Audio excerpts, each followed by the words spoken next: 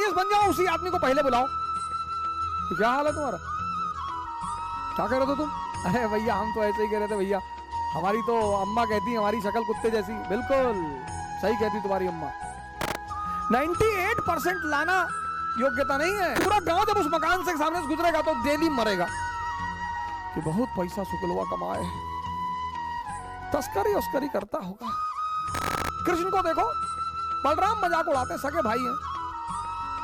गोरे नंद जसोदा गोरी तुम कत श्याम शरीर, तुम्हारी माँ भी गोरी तुम्हारे पापा भी गोरे, तुम काले। उन्होंने कृष्ण से कहा कि देखो भैया, तुम बीवी के साथ तो नाची रहे, तुम साली के साथ भी नाचो, हमको कोई टेंशन नहीं। कुछ लोग आईएएस की, अगर आप बड़ी बड़ी तैयारियां कर रहे हैं, गौर से सुनिएगा इस बात को, अगर आप जीवन में बड़ी बड़ी तैयारियां कर रहे हैं और हर फ्रंट पे लड़ रहे हैं, है गोंडा डिस्ट्रिक्ट में बड़ा परेशान रहती गांव के लोगों को लेकर, भैया वो मड़हा रख लिए खेत में, रखने दो भैया, वो पेड़ था अपने खेत में उसको काट लिए भैया, तो काट लेने दो, पेड़ काट लो, तो दूसरा वाला भी काट ले जाओ। किसके रिश्तेदारों ने, किसके पट्टीदारों ने किसको खुश रखा है? हां, जब आप ऊंचाई में पहुंच जाएंगे तब ये लोग भाग कर आएंगे। दुनिया में 3 लोगों के बिना आप नहीं रह सकते और 3 लोगों के साथ नहीं रह सकते। कौन है वो 3? पहला है आपके दोस्त, दूसरे हैं आपके पड़ोसी और तीसरे हैं आपके रिश्तेदार। इन तीनों के बिना भी आप नहीं रह सकते और इन तीनों के साथ भी आप नहीं रह सकते।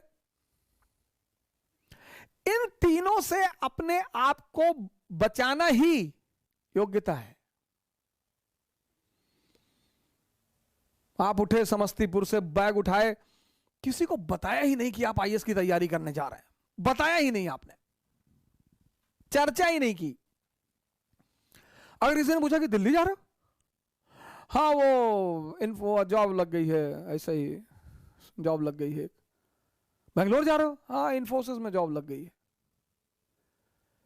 जब तुम अपनी महत्वाकांक्षा किसी को बताते हो और तुम योग्य होते हो तो जलन पैदा होती है। यह मानवीय प्रवृत्ति, ऐसा नहीं हमारे में होती, तुम्हारे में होती, सब में होती है।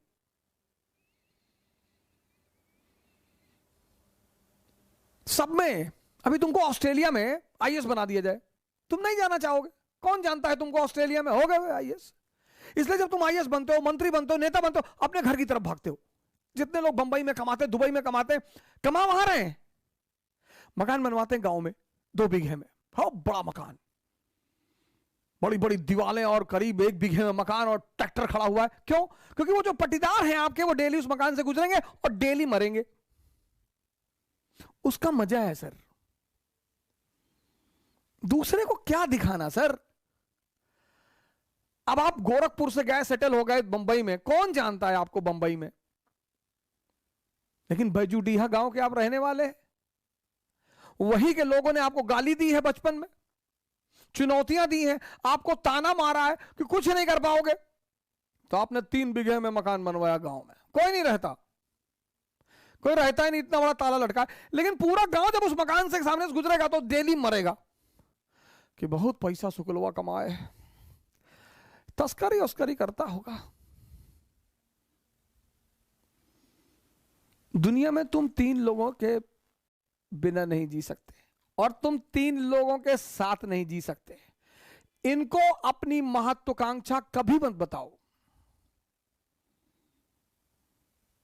अगर तुम योग्य हो, ये तुमसे चिढ़ेंगे।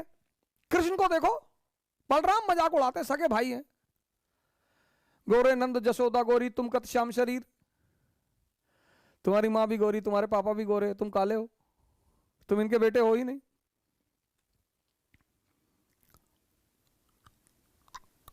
फिर बलराम एक दिन कृष्ण से कहते हैं कि ये वृंदावन के यादव लोग तुमको पीटने का प्लान बना रहे हैं। बोले क्यों? बोले तुम इनकी बीवियों के साथ नाचते हो, पीटेंगे नहीं? अरे बोले यार तुम भाई टेंशन मत लो, हम हैंडल कर लेंगे। एक दिन बारिश हो रही थी वृंदावन में और कृष्ण ने गोवर्धन पर्वत उठा लिया उंगली पर। अब आप सोच के देखो कि कोई अपनी उंगली पर पर्वत उठा ले। डिमॉन्स्ट्रेशन ऑफ पावर, शक्ति का प्रदर्शन। तब यादवों ने कृष्ण से कहा कि देखो भैया, तुम बीवी के साथ तो नाच ही रहे हो, तुम साली के साथ भी नाचो, हमको कोई टेंशन नहीं है।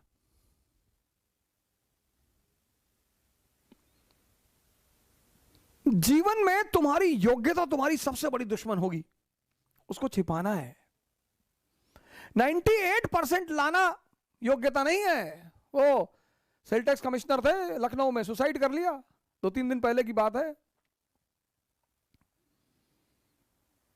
योग्यता है इस दुनिया को हैंडल करना। एक साहब है हमारे मित्र, कहते हैं तुम नौजवान क्रांति चला के सबको बचा लोगे। हमने कहा हम तो बचा लेंगे। नहीं नहीं, तुम्हारा क्या मकसद है कि तुम कोरोना से कोई मरता नहीं है? कि मरते तो लोग टिटनेस से भी है। मरने का क्या है? शुगर ज्यादा बढ़ जाए आदमी मर जाए, दूध ज्यादा पी ले डायरिया हो जाए मर जाए। मौत को तो बहाना मांगना है ना, उसे तो बहाना चाहिए। जो बड़ी क्रॉनिक बीमारियां हैं, कैंसर, बड़े सारे लोगों को मैं जानता हूं 10-10 साल से जिंदा है, कुछ नहीं हो रहा है।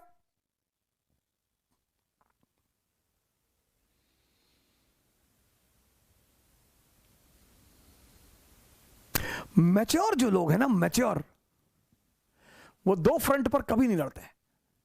इसलिए जितने हमारे युवा भाई हैं, जब भी आप बाहर निकलें, तैयारी करने के लिए निकलें, पढ़ने के लिए निकलें, बाकी सारे दरवाजे बंद कर दें, सन्यासी हो जाएं। यह है सन्यास का मतलब। सन्यास का मतलब यह नहीं गेरुआ पहन लिए हरिद्वार भाग गए, वो भगोड़े हैं, वो भगोड़े हैं। सन्यासी बन जाइए, दिल्ली आइए, इलाहाबाद आइए, बैंगलोर आइए, हैदराबाद आइए, सन्यासी बन जाइए। कोई आपसे कह रहा कि दिमाग खराब है तुम्हारा, आईएएस कभी नहीं बनेगा तू। जी भैया, हम तो भैया ऐसे ही चले आए भैया, हम तो एनसीईआरटी पढ़ने चले आए भैया, हम थोड़ी आईएएस बनेंगे भैया। और जिस दिन आईएएस बन जाओ उसी आदमी को पहले बुलाओ कि क्या हाल है तुम्हारा, क्या कह रहे थे तुम? अरे भैया हम तो ऐसे ही कह रहे थे भैया, हमारी तो अम्मा कहती हमारी शक्ल कुत्ते जैसी। बिल्कुल सही कहती तुम्हारी अम्मा। इस दुनिया में मजा क्या है सर? विरोध का होना, विरोध विरोध। जितना तुम्हारा विरोध होगा उतने तुम्हारे उभरने की संभावना बढ़ जाएगी। विरोध मुर्दे का नहीं होता सर, चाहे जितना बड़ा अपराधी हो, जब मरता है ना तो दुखी होते हैं लोग। तुम्हें पता करना है कि तुम जिंदा हो कि नहीं। अगर तुम जिंदा हो तो लोग तुम पर हंसेंगे, अगर तुम जिंदा हो तो लोग तुम्हारा विरोध करेंगे। ये सब जिंदा होने की निशानियां हैं सर।